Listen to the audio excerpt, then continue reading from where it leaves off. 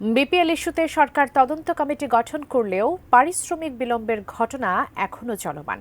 শুধু পারিশ্রমিক বিলম্ব নয়, বরং সেই বিলম্বিত পারিশ্রমিকের কারণে বিদেশি ক্রিকেটাররা দেশে ফিরতে পারছেন না। বিস্তারিত জানাচ্ছেন শিহাব ইসলাম।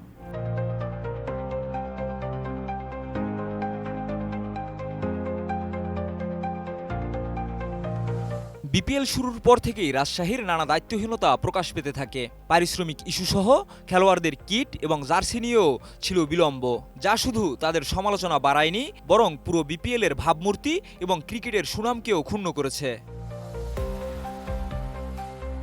বিপিএলের চলতি আসরে দুর্বার রাজশাহী প্লে অফে যাওয়ার আশা শেষ হয়ে গেছে গতকাল সন্ধ্যায়। ঢাকা ক্যাপিটালসকে হারিয়ে খুলনা টাইগার্স চতুর্থ দল হিসেবে প্লে অফে জায়গা করে নিয়েছে। তবে দুর্বার রাজশাহীর বিপিএল শেষ হলেও দেশে ফিরতে পারছেন না তাদের বিদেশি ক্রিকেটাররা।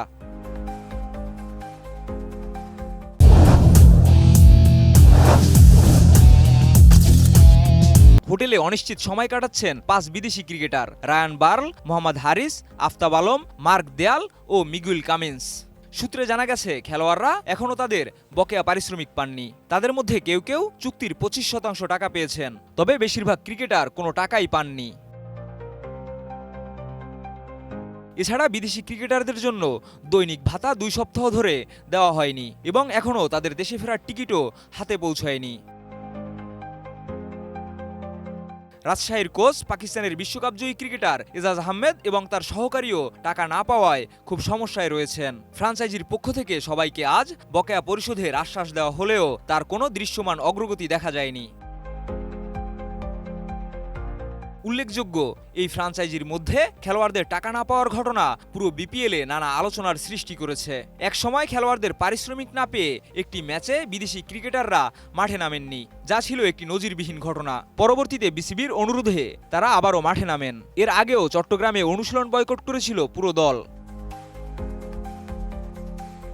এছাড়া ফ্র্যাঞ্চাইজিটি হোটেল বিল পরিশোধ নিয়েও সমস্যায় পড়েছে বলে জানা গেছে। এখন প্রশ্ন উঠে, ফ্র্যাঞ্চাইজির পক্ষ থেকে দেওয়া আশ্বাসগুলো কি বাস্তবে রূপ নেবে? খেলোয়াড়দের বকেয়া পরিশোধের আশ্বাস দিয়ে তাদের দেশে ফিরিয়ে দেওয়া হবে কিনা তা সময়ই বলে দেবে। শিহাব ইসলাম, এটিএন নিউজ।